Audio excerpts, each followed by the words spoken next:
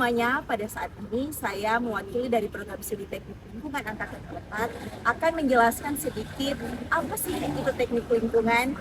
Jadi program studi teknik lingkungan merupakan salah satu cabang ilmu teknik yang berfokus pada upaya perlindungan dan pengelolaan lingkungan hidup. Teknik lingkungan mempelajari bagaimana merancang sistem dan teknologi untuk mengatasi berbagai permasalahan lingkungan, seperti pencemaran air, udara, dan tanah, pengelolaan limbah, serta penyediaan air bersih dan sanitasi yang layak. Mahasiswa teknik lingkungan dibekali dengan pengetahuan dan keterampilan yang meliputi ilmu teknik biologi, kimia, serta kebijakan lingkungan untuk menciptakan solusi yang berkelanjutan dan menjaga keseimbangan antara pembangunan dan pelestarian.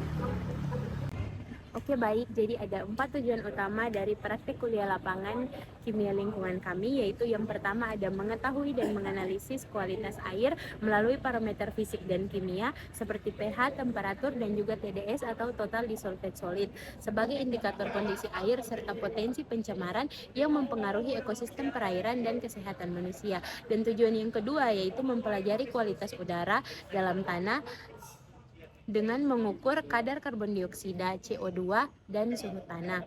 Dan tujuan yang ketiga yaitu menganalisis akumulasi panas dalam tanah atau panas bumi yang terekam melalui pengukuran suhu tanah guna mengetahui potensi energi panas alami dan hubungannya dengan proses biologis maupun kimiawi di dalam tanah, terutama di wilayah dengan aktivitas biogeokimia yang tinggi.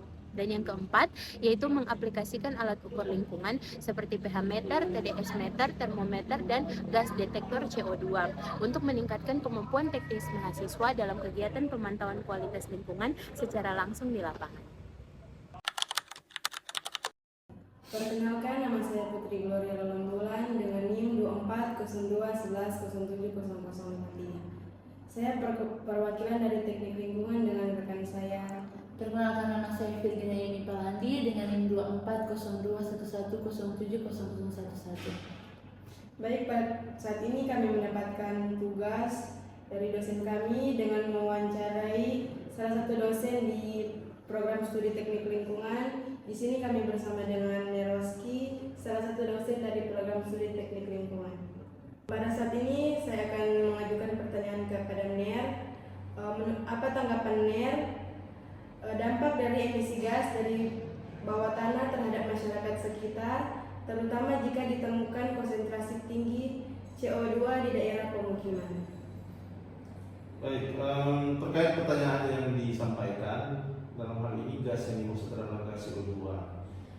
Jadi kalau ditemukan konsentrasi gas CO2 di kawasan pemukiman, sebetulnya orang harus perhatikan dulu bahwa terdapat beberapa faktor yang menyebabkan terjadinya konsentrasi CO2 tinggi di kawasan pemukiman. Ya, faktor tersebut antara lain adalah aktivitas manusia. Ya, kita tahu bersama bahwa kalau aktivitas manusia itu misalnya pembakaran bahan-bahan bakar fosil, kemudian ada batu bara, kemudian ada gas alam dan sebagainya untuk keperluan domestik, kemudian ada kegiatan massa, meningkatkan rumah dan sebagainya, itu menyebabkan terjadinya kenaikan konsentrasi CO2. Selain itu juga jumlah penduduk itu berpengaruh terhadap tingginya konsentrasi CO2. Dalam arti suatu kawasan pemukiman yang padat penduduk itu berarti menghasilkan CO2 yang banyak, yang tinggi. Kemudian kawasan pemukiman juga yang kurang memiliki vegetasi, karena kan kita tahu bersama bahwa dengan adanya vegetasi berarti serapan CO2 melalui proses fotosintesis itu akan menjadi tinggi.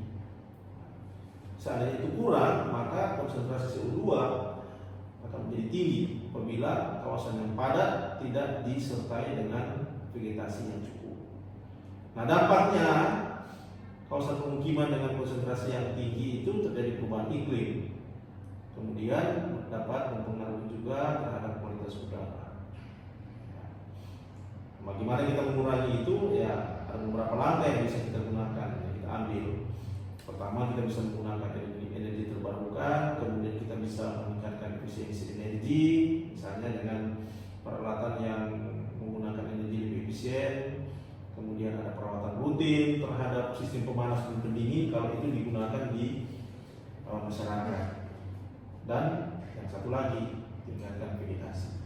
Jadi pendapat NER sebetulnya kalau dia konsentrasi tinggi, maka langkah-langkah yang disebutkan tadi bisa kita lakukan untuk mengurangi CO2. Terima kasih. Baik, terima kasih Ner. Selamat siang Prof. Pertama perkenalkan, saya salah satu mahasiswa teknik lingkungan angkatan 2024. Di sini saya akan mewawancarai Prof mengenai pelaksanaan PKL yang telah dilaksanakan beberapa hari yang lalu. Di sini ada 3 pertanyaan Prof. Yang pertama itu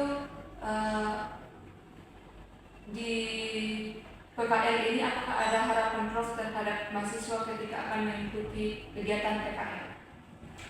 Harapan saya kepada mahasiswa untuk mengikuti kegiatan PKL yang pertama, semua mahasiswa sebaiknya ikut terlibat, daftar, ikut terjun langsung dalam kegiatan PKL. Kenapa? Karena kegiatan PKL ini adalah sebuah wadah untuk menambah wawasan, pengetahuan, ilmu bagi mahasiswa. Karena di PKL ini kan terjun langsung ke lapangan, jadi mahasiswa akan belajar mengintegrasikan ilmu yang didapat di kampus dengan dunia nyata di lapangan. Jadi itu yang harapan tadi ya, harapan saya kepada mahasiswa. Baik, lanjut ke pertanyaan kedua. Apakah ada hal menurut NER yang bisa ditingkatkan dari pelaksanaan PKL tahun ini dari PKL-PKL sebelumnya? Ya, terima kasih. Pada umumnya saya lihat kegiatan PKL itu sudah cukup baik ya, dan bahkan sangat baik, berjalan dengan ya baik. Cuma ada beberapa hal yang perlu saran saya ya ketika melaksanakan. Yang pertama, ketika kita melakukan PKL dan itu PKL-nya di sebuah institusi atau di kantor atau di badan pemerintah, itu baiknya ada dosen dan mahasiswa itu datang bersama-sama dan dibuatkan berita acara pelepasan mahasiswa PKL. Dan itu dibuat berita acara ditandatangani oleh dosen yang bersangkutan atau pengatur program studi dan disaksikan oleh mahasiswa. Nah, kalaupun itu kegiatan PKL-nya di lapangan, ya mungkin itu tidak perlu dilakukan. Jadi apa pertanyaannya? Yang bisa ditingkatkan. Nah, itu. Dan yang kedua, ini mungkin kalau saya berpikir seperti ini. Oh ya, sebelum yang kedua, masih yang pertama tadi. Nah, kalau PKL-nya itu di tempat institusi atau kantor badan pemerintah dan selesai kegiatan PKL juga sebaiknya dosennya juga terjun langsung atau koordinator program studi turun langsung dan dibuat berita acara penarikan mahasiswa PKL. Dan yang kedua, ini mungkin ya tergantung prodi. Saya sarankan seperti ini. Ketika terjun ke lapangan, sebaiknya karena ini membutuhkan waktu yang tidak pendek ya. Saran saya adalah dukungan dana dari dalam hal ini mungkin program studi. Paling tidak misalnya untuk membeli aqua dari mahasiswa atau dosen yang mendampingi mahasiswa PKL. Itu yang pertama. Kedua, dalam bentuk materi misalnya transportasi ya. Karena itu juga membutuhkan dana transportasi untuk adik-adik mahasiswa maupun dosen yang mendampingi. Jadi saran saya adalah dukungan dana dari program studi atau dari fakultas. Itu mungkin saran saya. Baik sekali. Halo semua, Assalamualaikum warahmatullahi wabarakatuh. Selamat malam, NER dan teman-teman. Terima kasih atas waktu yang telah terutama yang NER luangkan untuk kami. Nah, jadi di sini kami dari kelas B ini ingin mengetahui bagaimana pandangan NER soal praktikum kemarin yang dilaksanakan oleh mahasiswa teknik lingkungan angkatan 24 ini. Sini kami ada pertanyaan untuk NER. Pertanyaan yang pertama itu, menurut NER, seberapa penting peran PKL dalam pembelajaran mahasiswa teknik lingkungan? Ya, terkait dengan PKL atau praktek kerja lapangan kalian ya. Menurut saya, PKL sendiri ini merupakan sebuah praktek yang sangat penting dalam proses pembelajaran mahasiswa, khususnya di mahasiswa teknik lingkungan. Karena dapat menjadi jembatan antara teori yang diterima di bangku kuliah dan praktek nyata di lapangan. Biasanya kan mahasiswa hanya mendengar teori atau melihat gambar, melihat video, tapi tanpa adanya praktek, ilmu itu kadang-kadang sulit untuk diterima. Tapi dengan adanya praktek, mahasiswa jadi lebih mudah mengingat dan melaksanakan sehingga kedepannya ketika ada suatu kegiatan yang sama mereka bisa melakukannya dengan lebih mudah.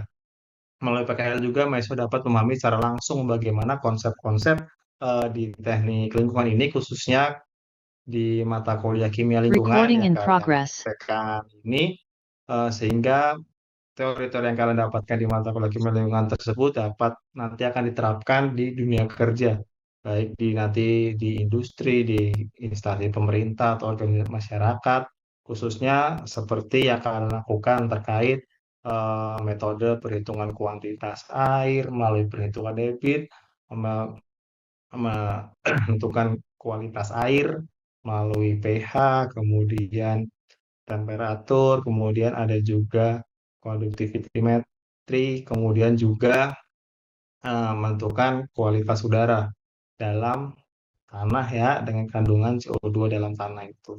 Dan PKL bisa menjadi suatu pengalaman yang tidak tergantikan di kelas kalian nanti, sehingga ada memori-memori juga yang dapat terbentuk di mata kuliah, tidak hanya dalam mencari nilai A, B, atau C, tapi juga ada pengalaman dan memori yang bisa dikenang nanti ketika sudah lulus.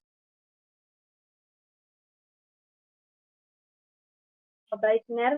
Terus pertanyaan yang kedua itu apa yang NER harapkan terhadap mahasiswa yang mengikuti PKL ini atau mahasiswa teknik lingkungan angkatan 24 ini ketika mengikuti kegiatan PKL ini? Sebenarnya karena PKL-nya sudah dilakukan ya, jadi ini mungkin yang saya harapkan ketika nanti kalian melakukan kegiatan PKL-PKL lain di mata kuliah lain yang ada atau di kegiatan praktek kerja praktek, kalian bisa mengikuti setiap PKL ini dengan sikap profesional, dengan antusias antusias yang tinggi dan terbuka untuk belajar. Kalian juga bisa belajar terlebih dahulu mencari sumber-sumber referensi bagaimana melakukan kegiatan-kegiatan PKL ini secara baik dan benar sehingga nanti ketika dipraktekkan atau ketika dalam buat laporan apa yang kalian lakukan itu sesuai dengan standar atau prosedur yang ada, sesuai dengan apa teori-teori yang kalian pelajari, tidak hanya sekedar melakukan kegiatan yang penting jalan, tetapi memang ada hasil nyata dari kegiatan praktek kerja lapangan kalian itu juga. Saya juga mengharap kalian lebih aktif mencari pengalaman, mengamati, bertanya, dan merefleksikan apa yang kalian pelajari. Jadi setelah kalian praktek kerja lapangan, kalian belajar sesuatu, kalian refleksikan, oh kira-kira apa yang salah, apa yang sudah sesuai, apa yang bisa saya perbaiki, dan apa yang bisa saya kembangkan, sehingga dapat berguna kemudian hari. Saya juga berharap mahasiswa juga dapat menjaga etika baik, membawa nama baik alma mater ketika beraktivitas di lapangan, karena tidak hanya melakukan kegiatan perkuliahan, tapi juga bersosialisasi dengan masyarakat, sehingga menimbulkan kesan yang baik bahwa mahasiswa-mahasiswa Unsrat pada umumnya dan khususnya teknik lingkungan ini sangat aktif dan memiliki sopan santun yang tinggi, sehingga dapat membangun jejaring yang bermanfaat bagi karir kalian nanti ke depannya juga. Sekaligus itu bisa menjadi sarana promosi juga bahwa oh ternyata mahasiswa teknik lingkungan ini ada dan kegiatannya menyenangkan. Jadi seakan-akan mungkin masyarakat jadi tertarik nih untuk mempelajari ilmu teknik lingkungan ke depannya. Mau tanya Menir pandangannya Menir terhadap lokasi dan juga kegiatan PKL yang orang soal lakukan kemarin. Nah, terkait lokasinya ya, nah untuk lokasinya mungkin juga sebenarnya cukup relevan sesuai dengan bidang teknik lingkungan dan sesuai dengan bidang mata kuliah kimia lingkungan. Nah, terkait kualitas air dan udara, kalian juga bisa mempelajari materi-materi parameter-parameter dalam kualitas air dan kualitas udara di lokasi yang tepat, dan lokasi tersebut juga dapat menggambarkan area khusus di Sulawesi Utara, di mana di area tersebut sebagai salah satu sumber mata air panas ya, dan itu mungkin terdapat di Sulawesi Utara, itu juga bisa menggambarkan apa kepedulian atau kaitan teknik lingkungan terhadap lokasi sekitar kampus, bahwa kita mempelajari sesuatu yang ada di sekeliling kita, kita peduli terhadap lingkungan sekeliling kita. Ini merupakan salah satu bentuk bukti nyata terkait kepedulian mahasiswa terhadap lingkungan. Dan diharapkan dari hasil praktek kerja lapangan nanti bisa memberikan rekomendasi kepada masyarakat sekitar bagaimana pengelolaan kualitas lingkungan khususnya air dan udara yang kalian telah peroleh, atau bahkan bisa sampai ke pemerintah daerah bagaimana pengelolaan lingkungan yang sebaiknya dilakukan setelah parameter-parameter yang kalian uji tersebut. Ini akan sangat baik nanti menimbulkan kepekaan dan keterampilan teknik mahasiswa, terutama di area sekelilingnya terlebih dahulu sebelum ke area lingkup yang lebih jauh lagi. Untuk dalam bagian pemahaman ini, menurut Menir, apakah ada peningkatan dari pemahaman mahasiswa setelah mengikuti PKL ini atau enggak? Kalau ini ya, jujur karena saya belum bertemu dengan kalian lagi setelah PKL ini, dan kalau melihat dari video sekilas dari story kalian, dari teman-teman kalian share video ke saya, mungkin sudah ada sedikit pemahaman ya, karena sebelumnya kalian hanya belajar teori, sekarang sudah melakukan praktek kan berarti sudah ada peningkatan kemampuan secara teknikal ya. Dari situ sudah menjadi salah satu bagian bahwa mahasiswa telah menunjukkan ada peningkatan di bidang teknikal ini. Selain itu, mereka juga sudah menunjukkan peningkatan di bidang sosialisasi juga kepada masyarakat, di mana kalian berinteraksi juga kepada masyarakat di sana, melakukan kerja bakti bersama masyarakat, itu sudah cukup bukti juga untuk menunjukkan peningkatan kemampuan sosial dan teknikal kalian. Tetapi selain peningkatan itu, tetap masih banyak sekali ruang-ruang untuk peningkatan dan pengembangan diri lebih lanjut lagi. Dari refleksi-refleksi kalian terhadap apa yang telah kalian lakukan, kalian bisa terus perkembangkan diri kalian, kira-kira apa yang bisa kembangkan lebih lagi, peningkatan apa lagi yang bisa saya lakukan untuk melaksanakan PKL-PKL jika ada di kedepannya menjadi lebih baik lagi. Itu saja. Menurut Menir, apa ada hal yang bisa orang tingkatkan dalam kegiatan pelaksanaan PKL ini?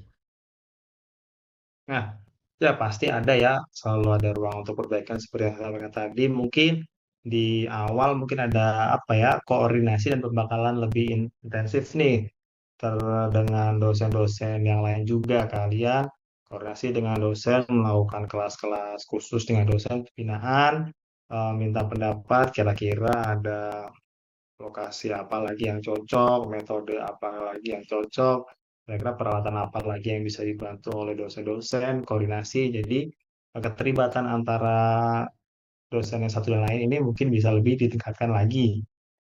Karena sudah berusaha mungkin di tengah kesibukannya, dosen-dosen pasti sangat ingin membantu, baik itu mulai dari pimpinan fakultas, pimpinan jurusan, program studi, itu kan lebih libatkan lagi dalam penyusunan PKL ini agar hasilnya lebih bisa dimaksimalkan, dan itu juga bisa bermanfaat bagi fakultas, jurusan, dan program studi juga. Selain itu kalian juga mungkin bisa koordinasi lebih baik dengan mitra di lokasi PKL mungkin agar kegiatan dan jadwalnya mungkin bisa lebih apa ya, terarah, lebih padat, lebih menyenangkan lagi lah untuk kalian dan mitra.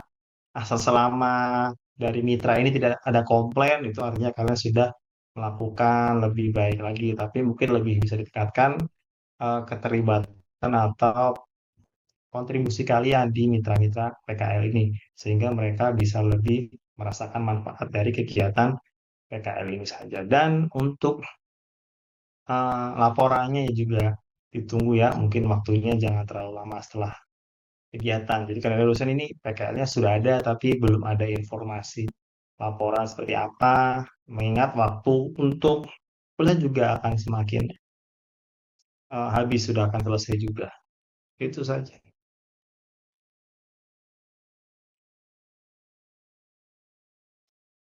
Baik, terima kasih Mener. Selanjutnya, menurut Mener, apakah ada saran untuk kedepannya agar kami mahasiswa teknik lingkungan dalam melaksanakan praktikum lapangan nanti bisa lebih efektif dan lebih bermakna bagi peserta praktikum nanti? Nah, untuk sedikit saran mungkin karena sekarang lebih bersifat mandiri ya dari mahasiswa ya, akan lebih baik jika PKL nanti kita adakan kerjasama dengan instansi-instansi atau industri-industri terkait lingkungan. Mungkin dengan instansi kita bisa melakukan pemantauan kualitas lingkungan secara langsung, bagaimana praktek yang dilakukan oleh instansi seperti Dinas Lingkungan Hidup. Kita juga bisa belajar atau mengaudit parameter limbah. Jadi mahasiswa bisa langsung praktek menerapkannya atau bisa menyusun dokumen rekomendasi sehingga tidak hanya melakukan analisa kualitas parameter tapi bisa memberikan laporan yang baik dan benar. Selain itu juga mitranya, selain dari masyarakat sekitar, kita bisa bermitra dengan industri-industri, bagaimana para industri ini mengelola limbah-limbah mereka sehingga tidak mencemari lingkungan, bisa memproses mereka sebaik mungkin sehingga tidak mengganggu kualitas lingkungan di sekitar mereka. Selain itu, nah itu sistem laporannya juga diperbaiki lagi, nanti kegiatan di lapangannya jika ada bisa diinfokan progres setiap harinya ini ke dosen pembimbing atau pembina masing-masing. Jadi dosen meskipun dari jauh tidak bisa hadir, mereka tetap bisa memantau, oh jadwal kalian di hari pertama ini sudah dilakukan ini, selalu diupdate, jadwal kedua sudah dilakukan ini, kondisinya seperti apa, berjalan dengan lancar atau tidak, ada kendala atau tidak, sehingga dosen bisa langsung memberi masukan juga. Kalau saya pribadi, meskipun saya kembali tidak bisa hadir, berhubung saya ada IG kalian yang kelas B, saya sering cek IG kalian, oh ternyata ada progresnya di sini, mereka jalan-jalan ke sini, mereka di sini, oh benar datang ada di sini, saya bisa cek. IG kalian lebih aktif daripada kelas A, itu saya juga sering buka-buka itu. Kalau terkait PKL kemarin ya entah kenapa ya, tapi setelahnya juga ya sepi-sepi lagi sama aja. Tapi itu salah satu apa sarana komunikasi yang efektif juga. Jadi ya laporan kegiatan itu kan penting. Jadi dosen juga dari jauh merasa aman, oh mahasiswanya ternyata berjalan dengan lancar, tidak masalah apa-apa. Kan bayangkan jika misal kalian ke sungai, tadi ada sungai kecil, sungai besar, tiba-tiba ada satu mahasiswa yang jika tidak diinginkan hanyut nih, masuk berita, kan mengkhawatirkan juga. Tapi setelah oh kondisi aman, mahasiswa telah selesai melakukan kegiatan mengambil sampel di parameter 1 berjalan lancar, semua kembali ke base camp atau ke homestay dengan aman. Nah, ini kan pasti membuat dosen dengan aman juga. Sama untuk keterlibatan dengan masyarakat sekitar, kontribusi yang kalian berikan kepada masyarakat sekitar, pengabdian masyarakat, atau jika kalian bermitra dengan masyarakat, bisa lebih ditingkatkan, itu mungkin akan berguna bagi kalian dan juga bagi masyarakat sekitar pula.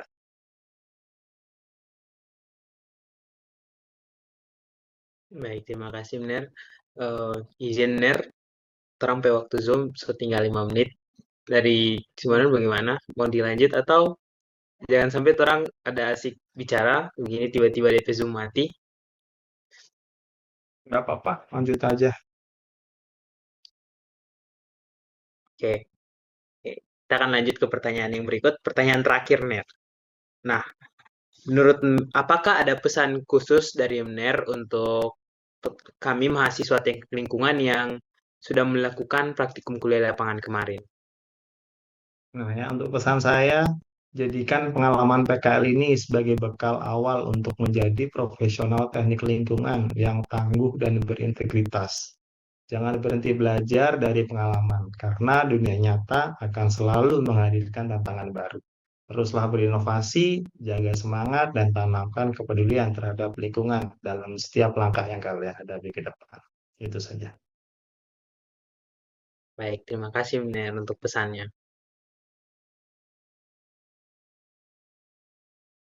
Oke, sudah selesai jadinya. Terima kasih Ner atas waktu dan kesempatan yang kami untuk wawancara ini. Pertanyaannya sudah selesai Ner. Oke. Siap. Selamat sore, Ner. Maaf sebelumnya mengganggu waktunya sebentar. Perkenalkan, nama saya Selagri Tekanduangko dengan NIM 240211070037 dari mahasiswa Prodi Teknik Lingkungan Fakultas Teknik. Sehubungan dengan mata kuliah Kimia Lingkungan yang baru saja kami laksanakan PKL, dalam hal ini kami mahasiswa Prodi Teknik Lingkungan ingin meminta Ner Markus untuk mewawancara mengenai kualitas air dan kualitas udara dalam tanah. Kami akan memberikan pertanyaan. Yang pertama, apa faktor lingkungan yang dapat mempengaruhi pH, TDS, dan suhu air di daerah pengamatan? Dan yang kedua, apa dampak daripada CO2 tinggi dalam tanah terhadap pertumbuhan tanaman dan aktivitas mikroorganisme tanah? Baiklah, jika diri. Terima kasih. Jadi memang ada beberapa faktor yang mempengaruhi pH, TDS, dan suhu air di suatu daerah. Beberapa hal itu antara lain ada curah hujan. Curah hujan juga ada kalau dia curah hujan kalau dia asam, mengandung juga senyawa SO2 atau NOx. Nah, dia juga mempengaruhi akan pH dari pH tanah tersebut. Nah, jadi ada beberapa juga hal yang mempengaruhi, ada juga jenis tanah dan bebatuan yang terkandung di dalamnya. Kalau batu kapur kan kita tahu, kalau batu kapur dia kalsium karbonat, CaCO3, dia ada beberapa efek yang akan terjadi. Demikian juga dengan tipe-tipe tanah gambut, atau tanah juga yang ada aktivitas vulkanik. Jadi dia cenderung menurunkan pH tanah, menurunkan pH di situ. Kalau ada beberapa aktivitas biologi juga, aktivitas misalnya mikroorganisme atau ada penguraian bahan organik, itu juga bisa menurunkan pH juga di situ. Dan juga aktivitas yang lain, misalnya pencemaran dari limbah-limbah industri atau pertanian juga bisa mempengaruhi akan pH air juga di situ. Jadi kita melihat ada beberapa, kalau menyangkut TDS di situ ada beberapa juga hal yang kita boleh melihat di situ bahwa ada yang mempengaruhi, misalnya ada pelapukan batuan tanah di situ, dan juga ada aktivitas manusia, penggunaan pupuk untuk tanaman, atau juga ada limbah-limbah domestik dan industri dapat juga meningkatkan TDS, artinya total dissolved solid dalam air akan meningkat kalau ada banyak juga aktivitas peternakan juga. Kotoran-kotoran peternakan kan bisa juga bisa menyebabkan kenaikan TDS itu. Lalu ada juga buruknya drainase di situ, menaikkan juga itu. Kalau menyangkut suhu air, kita bisa melihat di situ kan suhu kan berarti ada aktivitas matahari, radiasi matahari lah. Jadi suhu air bisa naik turun juga. Kalau di siang hari bisa naik agar dia terekspos langsung pada sinar matahari, dan di malam hari tentunya dia menjadi dingin. Juga dalam hal juga kelembapan air, biasanya kalau dangkal kan pengaruh suhunya lebih cepat berubah dibandingkan dengan kalau dia dalam. Kalau dia dangkal kan, kalau dalam kan di bagian lebih dalamnya agak susah berubah di bagian itu.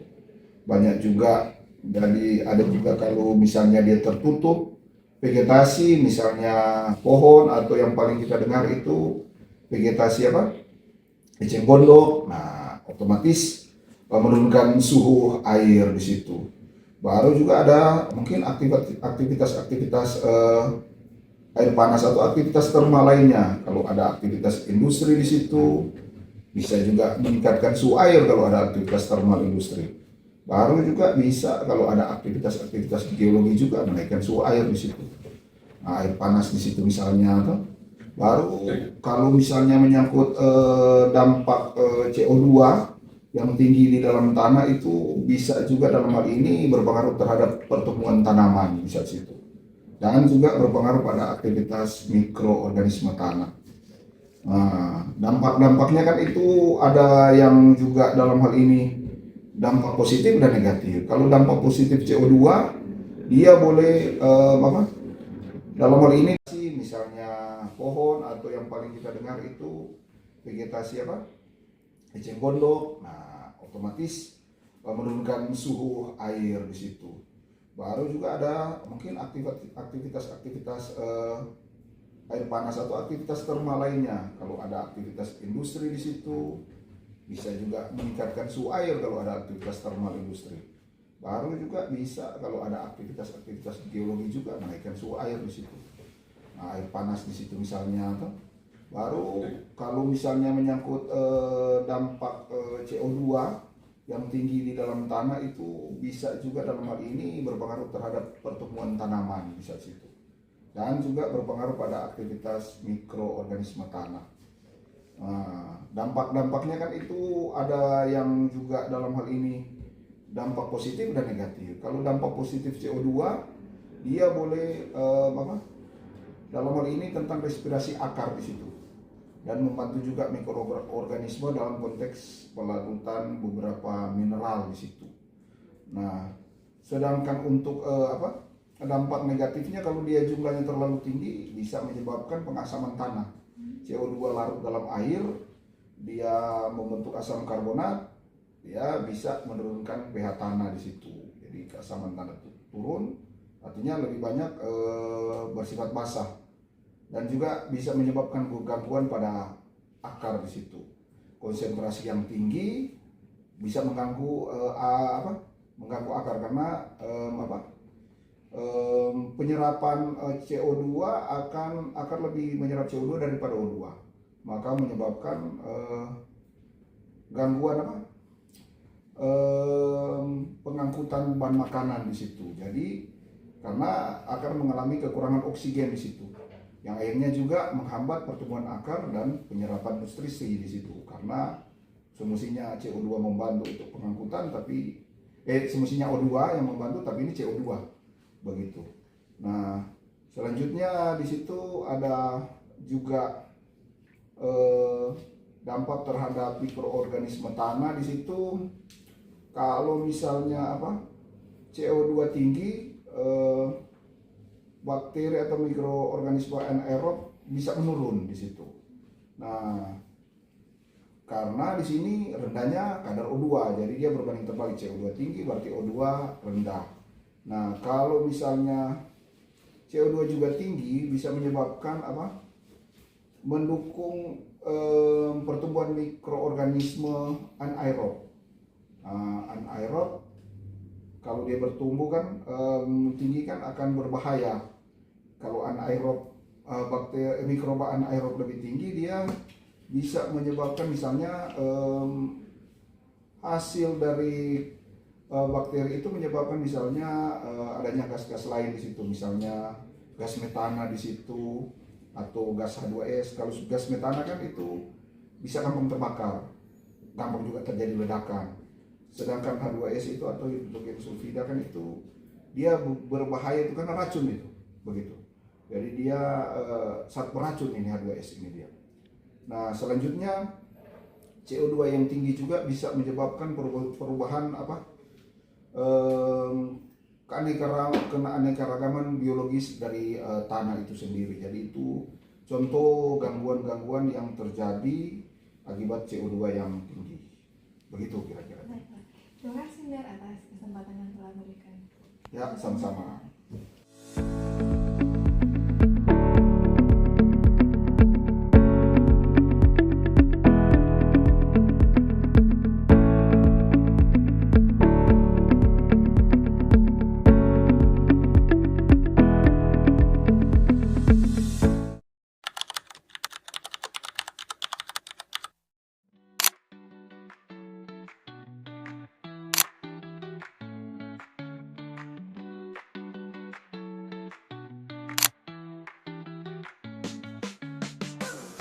Persiapkan alat pH meter yang telah terkalibrasi. Celupkan elektroda pH meter langsung ke dalam air sungai. Tunggu hingga pembacaan pH pada layar meter menjadi stabil. Ulang pengambilan untuk mengetahui pH rata-rata.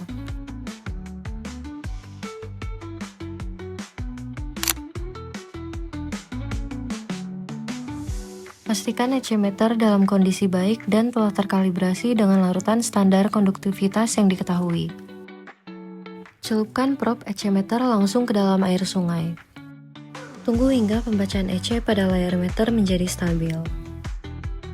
Ulang pengambilan untuk mengetahui rata-ratanya.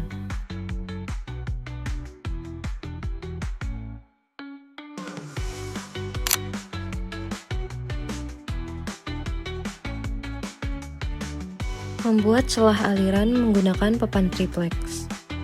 Tempatkan pelampung beberapa meter sebelum awal lintasan agar bola memiliki waktu untuk mencapai kecepatan aliran sungai sebelum memasuki area pengukuran. Saat pelampung melewati awal lintasan, mulai stopwatch.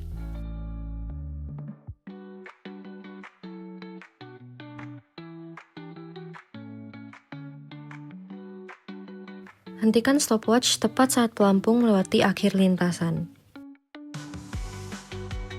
Ulangi langkah ini beberapa kali, tujuannya untuk mendapatkan nilai waktu tempuh yang lebih representatif.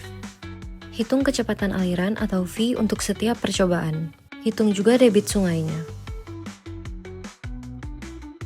Berikut adalah gambar yang memiliki prinsip yang sama, yaitu menyempitkan aliran air agar debitnya bisa dihitung lebih mudah berdasarkan tinggi muka air dan waktu.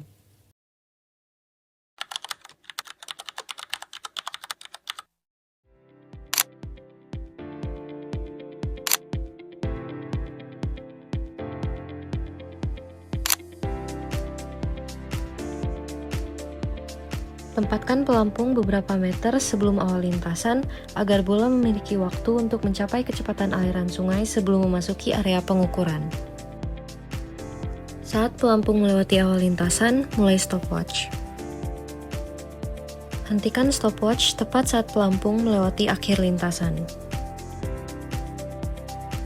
Hitung kecepatan aliran untuk percobaan tersebut.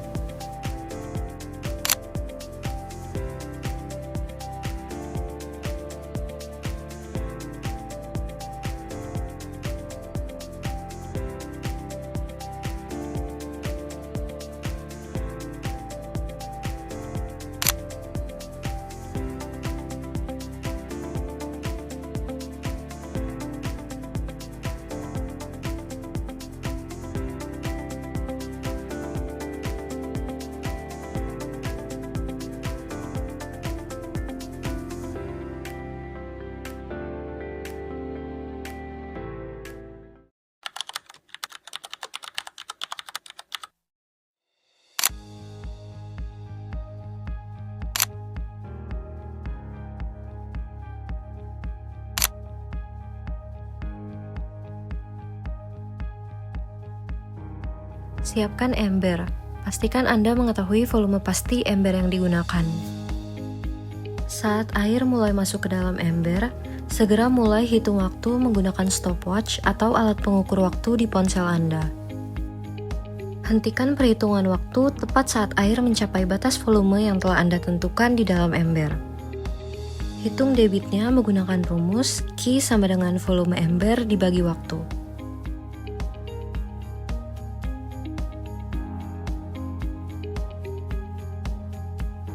Setelah ember terisi, kami tidak langsung mengetahui volumenya secara pasti. Oleh karena itu, air dalam ember kemudian kami ukur ulang menggunakan gelas ukur. Video ini mengilustrasikan air yang dituang sedikit demi sedikit ke dalam gelas ukur untuk mengetahui total volume air yang tertampung.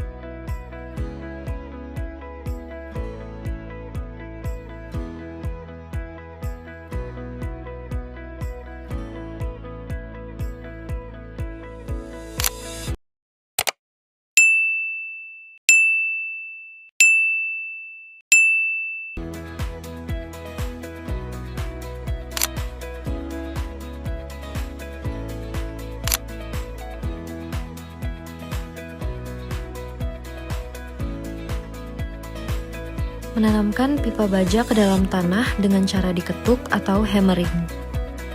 Mencabut pipa baja dari dalam tanah, segera menutup lubang dengan alat suntik plastik atau syringe.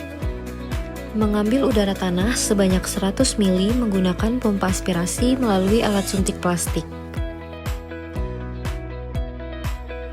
Mengukur suhu tanah dalam lubang menggunakan termometer tanah.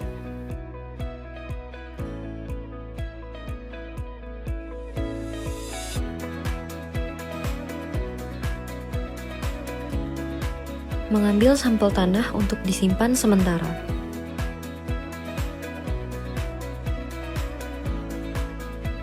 Setiap titik diberi jarak 200 meter.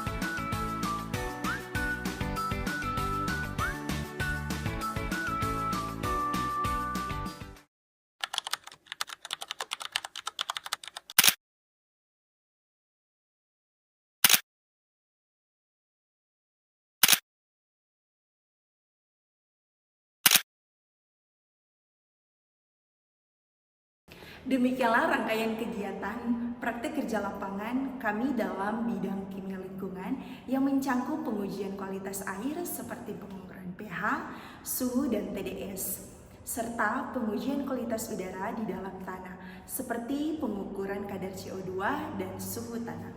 Melalui kegiatan ini, kami tidak hanya belajar memahami parameter penting dalam lingkungan, tetapi juga menyadari betapa besar peran ilmu keberlanjutan ekosistem. Terima kasih kepada dosen pembimbing kami yang telah membantu kami dalam kerja lapangan, dan terima kasih kepada semua pihak-pihak yang terkait yang telah membantu kerja lapangan kami.